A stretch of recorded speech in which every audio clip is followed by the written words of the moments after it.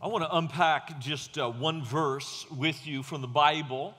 And it came out of the story that we talked about last night.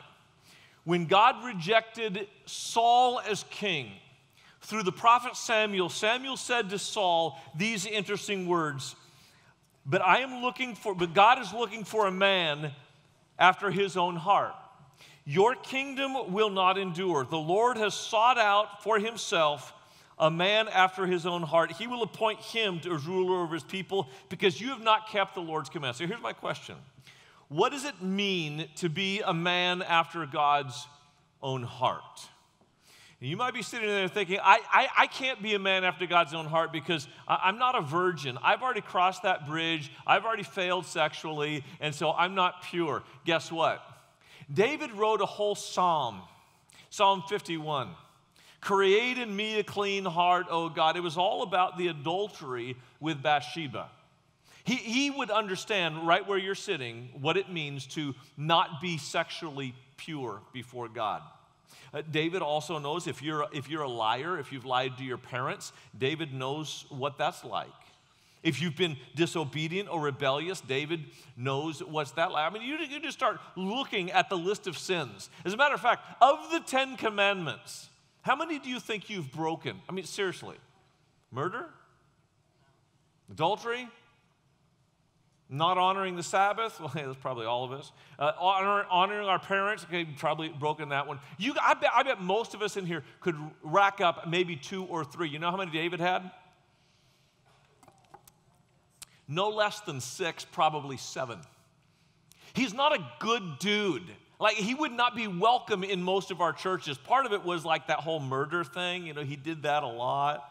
That was just, a little bit rugged for him. What does it mean then to be a man after God's own heart? It is not how much you sin that determines whether you're a man after God's own heart.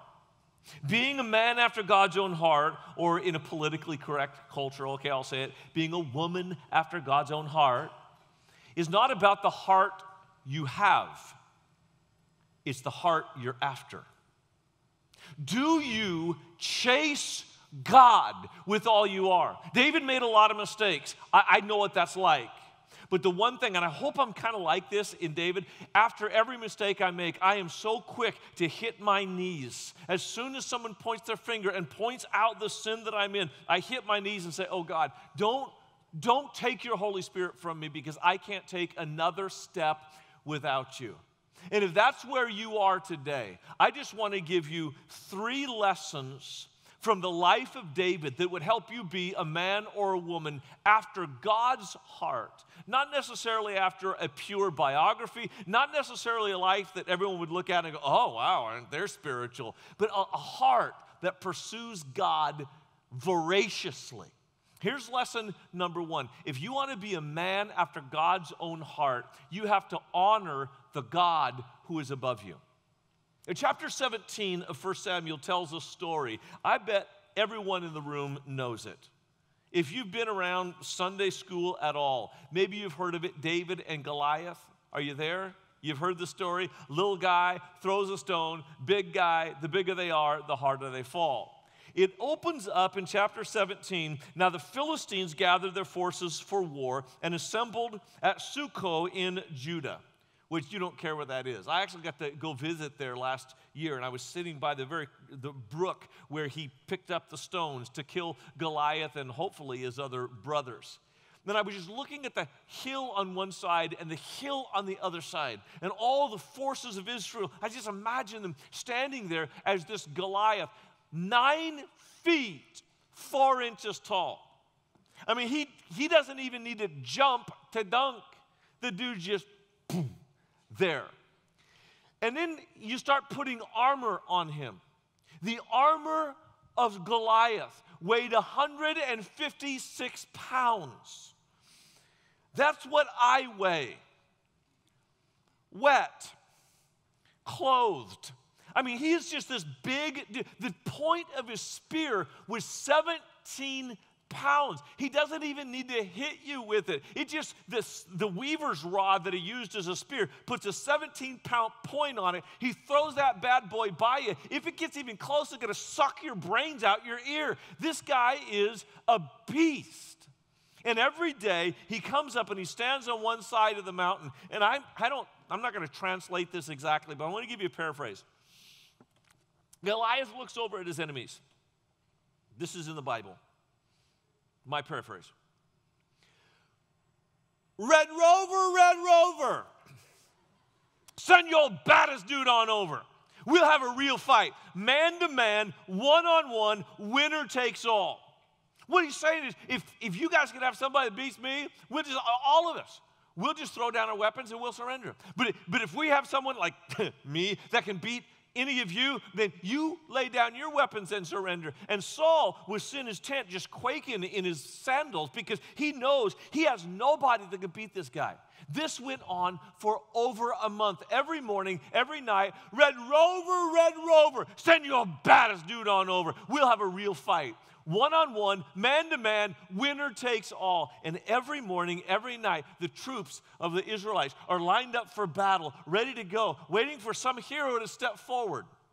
Ain't nobody going to step across that line. And they're just looking up that way. Nobody moves. Looking down that way. Nobody moves. Okay, meanwhile, back at the camp, little David is in Bethlehem, out in the fields watching his sheep. And his father says, David, I want you to take some supplies down to the boys at the front. Now, he's probably 14 years old, 15 years old, the same age as some of you guys. And he's going, oh, dude, I love swords. I mean, how many of you dudes, every time I pick this up, you just like get goosebumps? And you want to stand up here and play with it? Because it's like, seriously, this is the real deal. Listen, this thing is one bad beast. And David's going, ooh, swords. Shields, lions, tigers, bears. Oh my, I want in, baby.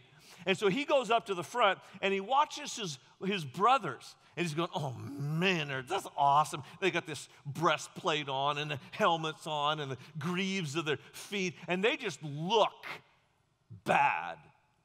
And David's sitting there and he's kind of at the back where the troops are. And this beast of a man comes up from over the hill, 9 feet 4 inches tall, and he goes, Red Rover. And David's going, ooh, action. Send your baddest dude on over. And David's going, oh, this is going to be good. We'll have a real fight, one-on-one, man-to-man, winner takes all. And David's going, yeah, go get him. He's got 7 older brothers. Not one of them moves. And David's going, say what? He looks down that way. Nobody moves. And David starts popping off like younger brothers do. And he's going, hey, who's going to go get that guy? And they're going, not me, man. Hey, let's send Mikey, because Mikey, like, he can shoot an arrow. And Mikey's going, I ain't going over anywhere near that guy, because I can shoot an arrow at him, and it wouldn't even pierce his armor. The dude, he's just tough as nail. I'm not going up. Nobody's moving. And David's going, what the heck? This guy is defiling the armies of the living God, and you do nothing? Why, if I were old enough, I would pick up a sword. I would go after him myself and go get this guy. And his older brother says, David, shut up. You just stand back. And he goes, what? Can I even talk? I told his younger brother, popping off all the time. News gets back to Saul in the tent. And somebody goes, hey, Saul, you know how that giant has been coming out every day for over a month and challenging our troops, and nobody moves? And you know how embarrassing that is? Yeah, I know. He goes, well, we got somebody that's actually moving. And Saul goes, awesome. Not so awesome, Saul. Just sit down for just a second. We need to explain this. He's like 14. And Saul's going, bring him in. And David comes in. He's just a pipsqueak of a kid. The armor's way too big for him. He can't use it. And this little guy, he's just like a bodacious kid. It's like some punk junior high kid, doesn't know any better but to pick on somebody who's a senior on the football squad and a starter. And he's just going, I'll take him down. I took the little sling of mine and I killed a lion and I killed a bear, and then nobody's going to mess with me. And Saul just goes, all right, good luck, kid. And he knows he's going to get killed. But at least somebody is going to stand up to Goliath. And so there they were. And the next time Goliath comes out, Red Rover, send your baddest dude on over. And he says, but the line parts. What? Do I have fresh meat? Do I have a challenger? Let's see who it is. And this kid comes out. You should have been there. Goliath was just insulted. And he shouts across the valley of Elah, am I a dog that you send out a little boy with a slingshot? Come here, little boy. I will cut off your head, and I will feed your flesh to the birds of the air. And David's going, you think David's going to go, because like if it was me, I would go, my mistake. Because, at 14, ain't no way that big old lummox is going to catch me. But here's what David says. When Goliath challenged David, you think David's going to be mad. He's not. He's just perturbed. David said to the Philistine, you come against me with sword and spear and javelin, but I come against you. This is so good. You know what it's going to say? I come against you in the name of the Lord Almighty, the God of the armies of Israel, whom you have defied.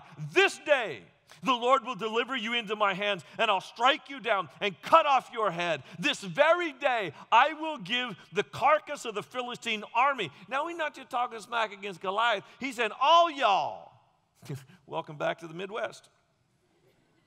I will give the armies to the birds and the wild animals, and the whole world will know that there's a God in Israel. See, for David, that's the issue.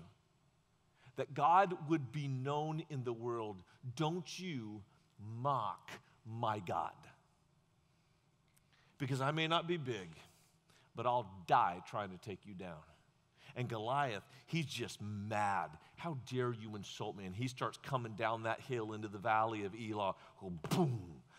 Boom, and his saber's rattling as he comes down. And David, get this, runs down into the valley of Elah. And he puts a little stone into a sling, and it's like,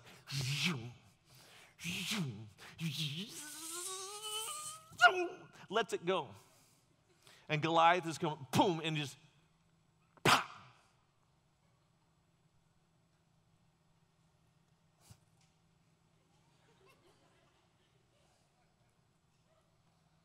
And the Bible says, okay, the Bible doesn't say this, but it should.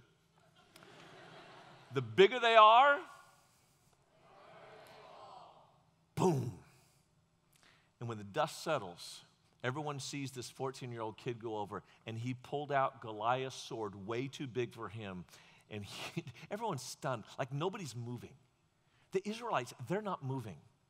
The Philistines, they're not moving. David's the only one moving, and he walks over to Saul, takes his sword out of his sheath, whoosh, walks up to his head. He's about to be like 8'8" instead of 9'4".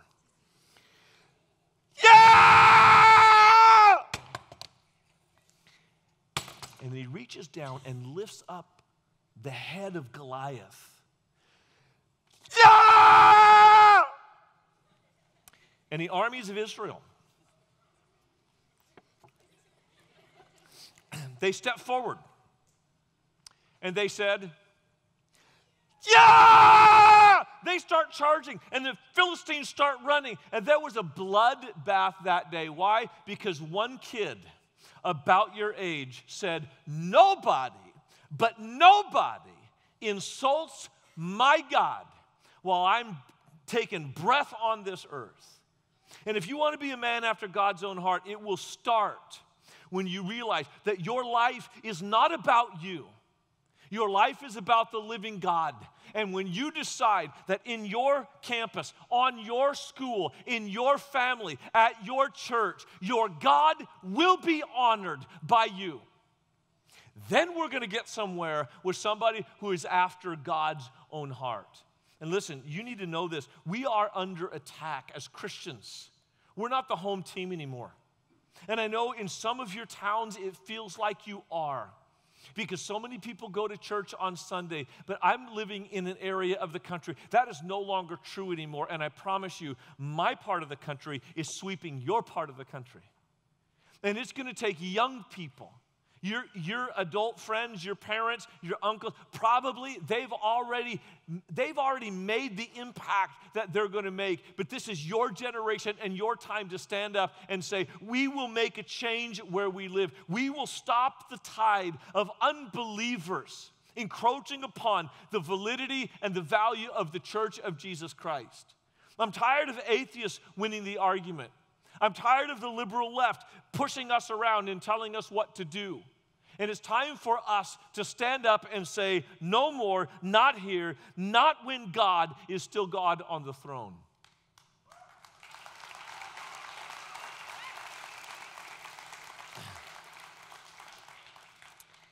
You know, we do get pushed around a lot in our culture where unbelievers seem to win the day. But there's enough of us all across this country and all across the world that if we will quit our petty squabbling between one church and another, quit our bitterness and our envy between one church and another, we could back off this world that is trying to take righteousness and morality in a very different direction. Because the church of Jesus Christ is still the very best thing that's happening. I was preaching at a church in Las Vegas, not much more pagan place than that. I was there because my family was doing a Christmas family vacation in Vegas because nothing screams virgin birth quite like Vegas. My mother, my brothers, my mother's husband, they're all pagans. They have no appreciation for church or Jesus Christ. But I was preaching at a church the last Sunday I was there. And there were 3 services. So at the end of the 3rd service, one of the staff members of this church said, somebody wants to share their life story with you, which in Vegas, that can take a long time. And I'm hungry, I'm tired, I want to go to lunch, I'm with my family, and I said, okay, that's fine, I'll go listen, because you kind of got to, you know. Well, my mother and her husband had come and listened to me preach. And the message that I preached it was a New Year's Day message, and it was about the new life that we have in Christ. And this guy, he actually was very polite, very kind. He told me just a brief life story. This took like 5 minutes. But here's the short of it. He got up that morning and he said, I'm done. He had post-traumatic stress syndrome, and he said he loaded his gun and he was going to put a bullet through his head. And something that morning said, before you do that, why don't you go to church? And I don't know if he just had a Catholic background, you know, do penance before you commit suicide. That's going to help, I guess. He comes to church and he hears this message from the Word of God. And I promise you, it wasn't me. It was the truth of Scripture. And he hears this message, and he realizes there's hope for him. And he reaches down in his pocket, and he says, I brought this to church with me accidentally. It was a bullet for an AK-47. He said, I came to church, and I'm crying, and I don't want anybody to see me crying, so I'm getting my cell phone out and pretending like I'm looking at that. And when I reached for my cell phone, I realized I still had this bullet in my pocket. And he said, I guess I'll just throw it away now. And I said, would you let me have that as a souvenir? He said, yeah. So I took it from him, and he's still alive. He's still in the church doing fine. But when I walked out to the car, my stepfather, my mother's husband, said to me, what took you so long? I said, this guy wanted to share a story with me. He said, what was that about? And I just stuck up my hand like this with a bullet in it. And he hates guns. He hates guns. I knew he wouldn't like this. He stuck out his hand, and I dropped the bullet in it, and I'm just going to tell you what he said. Remember, he's a pagan, so I'm just going to tell you truthfully what he said. He goes, what the hell is that? I said, well, it's a bullet. He goes, yeah, but what's the deal? And so I told him this man's story, and then I looked him straight in the eye and said, Andy, I don't want to hear any more of your crap about Jesus doesn't make a difference to people. A life was saved today because of Jesus Christ.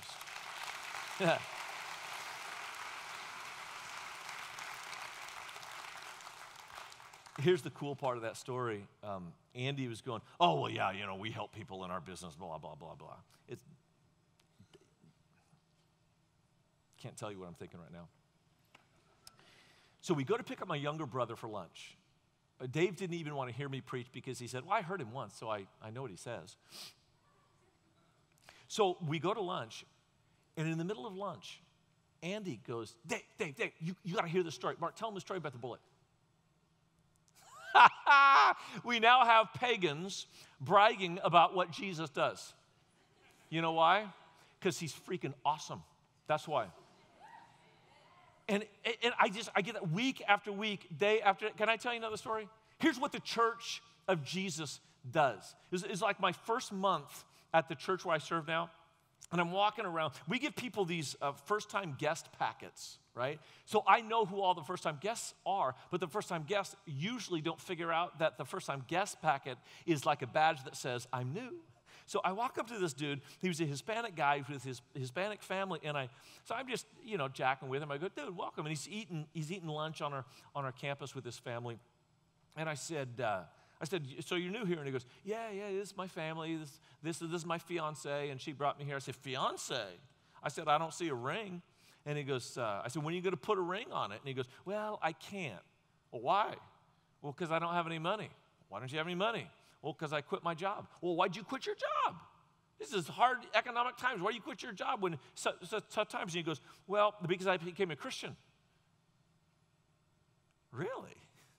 Now I'm suddenly interested in the conversation. You quit your job because you became a Christian. So I want to know, what did you do? What was your job that you had to quit it because you became a Christian? He said, I was training to be an assassin. I said, like in the military? And he goes, no.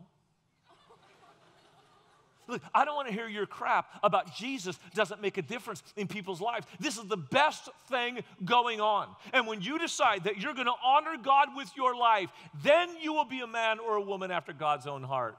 I'd love to bring Jeff on stage, but he's in Phoenix. Jeff's got a couple of kids, a very wealthy family. His wife's family are the real estate moguls of all of the Phoenix area. And Jeff's wife becomes a Christian and comes to church. Her family's all Catholic, and so they're not quite sure about her coming to our church, but they love it that she's just faithful. Jeff is an atheist, has been an atheist for 2 decades, and he's a smart atheist, not a dumb atheist. He's a smart atheist. So he comes up to me after church, and he goes, listen, Pastor, I just want to know if I can sit down with you. And I want to be kind of careful with who I'm meeting with and why, and want to make sure that it's a good appointment. And so I said, all right, what do you want to talk about? And he goes, well, I'm an atheist. I said, okay, so what do you want to talk about? And he goes, well, I need you to talk me into God. Now I'm interested. So we sit down right then and there, and I said, why do you want me to talk you into God? And he said, because I love coming to this church. I said, well, you can come to this church if you want to, even though you're an atheist. That's okay. And he goes, well, no, because I love this church so much. I brought 3 of my neighbors to church with me in the last month, and I just feel hypocritical. Now, don't you love that? When they say they're hypocrites in the church, you never think that it's an atheist bringing people to church and feeling hypocritical about that. So we started working on Jeff, and about the 3rd time we met, I'm starting to talk to Jeff about becoming a Christian, and he goes, Mark, stop. I get it. I met God. Really? Like, you met God? Awesome. Where did you meet him? And he goes, in my car. Okay, cool. Describe it to me. And he begins to describe the throne room scene out of Revelation 5. But here's what I know. He's an atheist. He's never read that passage. And I said, Jeff, you really have met God. I said, what are you going to do about it? And he goes, well, I thought I'd get baptized. Really? When do you want to do that? And he goes, don't you do it now? I love this guy. When atheists come to your church because it's the most loving and kind place that they know, you know that God is doing something extraordinary. If you're going to be a man after God's own heart, it's when you love God and honor him above all else because he is the greatest thing going on in our world. Here's a second thing that you got to get, because you'll never be a man after God's own heart unless you understand this. It comes out of 1 Samuel chapter 24. Saul has been chasing David around the desert for years. Saul is jealous of David. I don't know if you know the Bible stories, but the King Saul hated King David. And even though Saul was still on the throne, David had been anointed as king by the prophet Samuel. And so Saul is chasing him around. He's in an area called En-Gedi. It's actually a beautiful oasis in the desert right by the Dead Sea. And David and his men see Saul coming, and so they sneak into the back of this cave. And so it's like really dark there in the back of the cave. You can't even see David back there. And so David's crouched down, and King Saul says to his men, hey, I need to relieve myself. We're not talking about number one either, number two. And so he goes into the cave. He pulls up his tunic, and I don't know how to say this delicately, he squats down, and he does his duty. David is like smelling it. He's that close. And he pulls out a knife. And you got to know something about David. He is just bad to the bone. And his knife is like laser sharp. And while Saul is grunting, David is snipping, and he cuts off a corner of Saul's garment. Saul finishes up, and I'll let your mind race with that. He walks out of the cave, and David steps carefully out of the cave. And when Saul is a safe distance away, he says, Saul, forgetting something? And Saul looks down at the back of his own garment and realizes David could have gutted him in the cave. But he didn't. You know why? Because he honored the leaders above him. He had a leader who was ready to kill him. But David understood that there is a chain of spiritual authority, and if you break that, you cannot honor God. David actually repented of that act. He said, I shouldn't have even touched the corner of the garment of my king. He had every right to be angry at Saul. Saul had thrown spears at him in the palace and tried to pin him to a wall. He had chased him into the desert. He had broken oath with David's wives. I mean, Saul had really, he was a megalomaniac. He was insane. He was a mess. But he was God's mess, and he was God's king.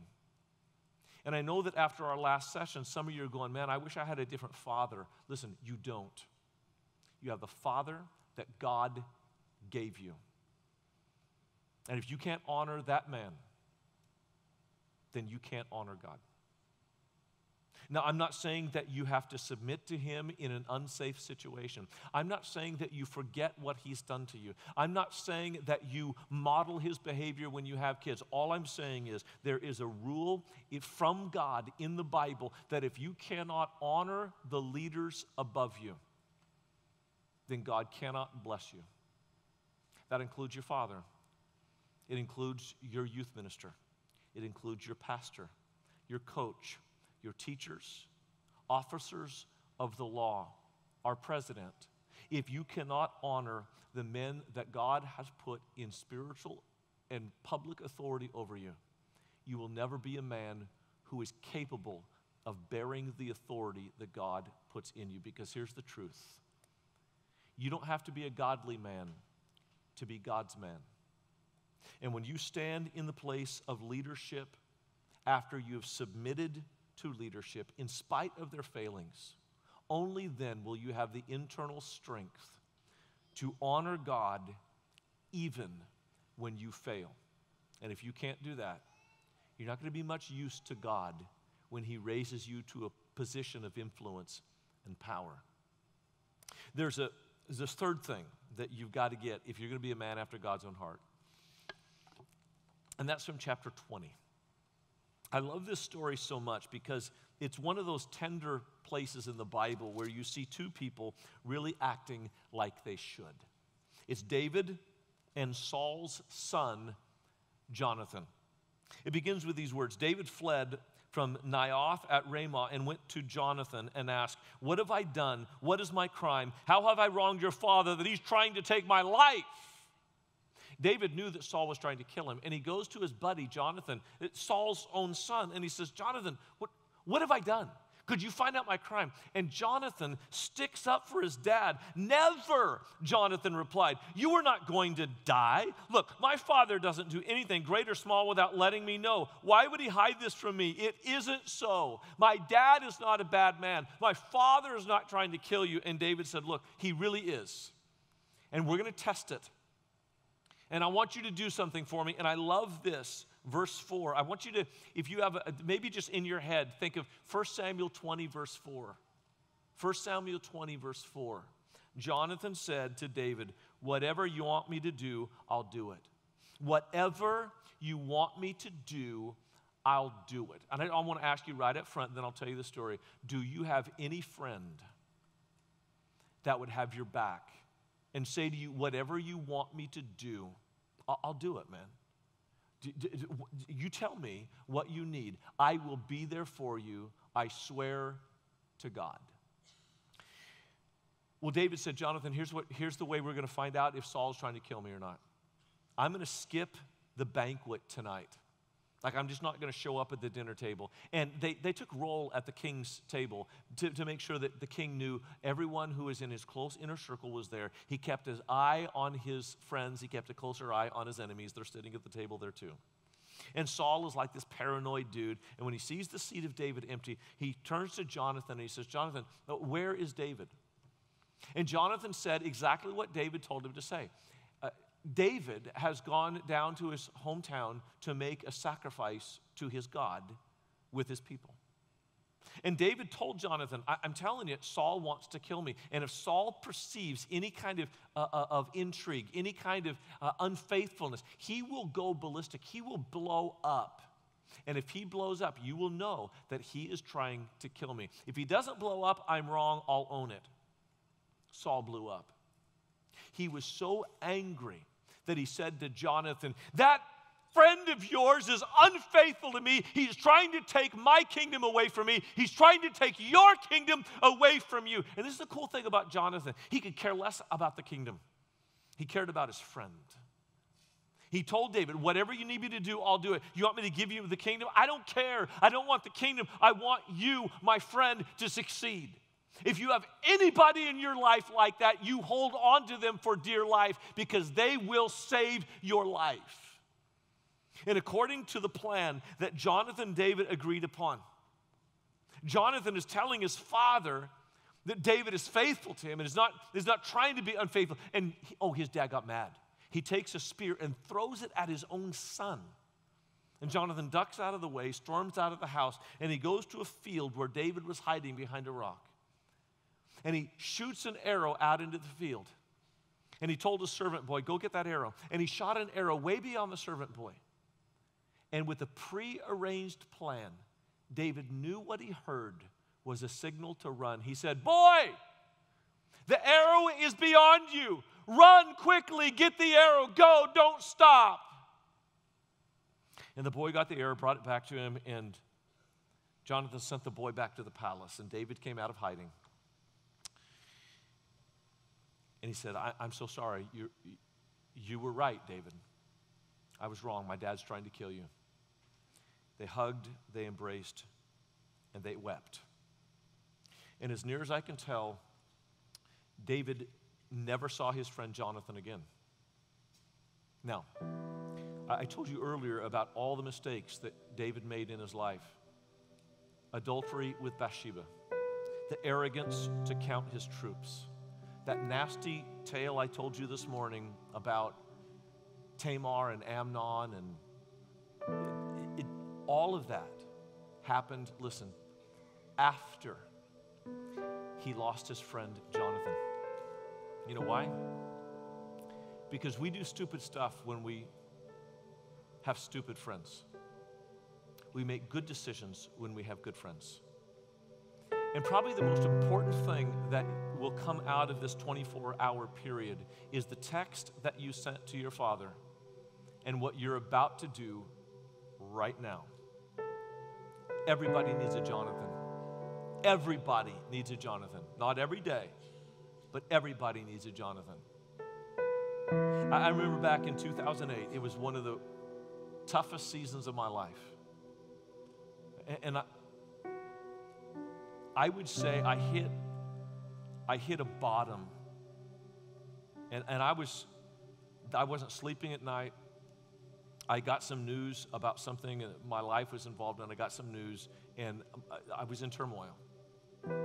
I was living in Prague of the Czech Republic at the time. That's over in Europe. I was living a long way away, and I called my friend, my Jonathan. His name is Doug Marks. And I told him the situation that was going on, and I poured out my heart to him, and in tears, I shared with him the struggle that I was having. And the first thing he said to me, "Do you need me to come?" He was getting ready to get on an airplane, buy a ticket, and fly to Prague simply so that he could wrap his arms around me and love me in my darkest hour. Look, if you have that person, hang on to them for dear life, because you won't be a man or woman after God's own heart if you stand alone. You need a Jonathan. And so right now, as the band leads us, as we sing some worship to God, I don't want you to stand where you are. If your Jonathan is in the room, I want you to get arm in arm with them right now. And maybe it's 2 of you, maybe it's 3 of you. But you got to commit to one another right now that in these days where we face giants in the land, that we're going to stand back to back and defeat our enemies together. Let's stand. Let's sing. And you grab a hold of your Jonathan for dear life.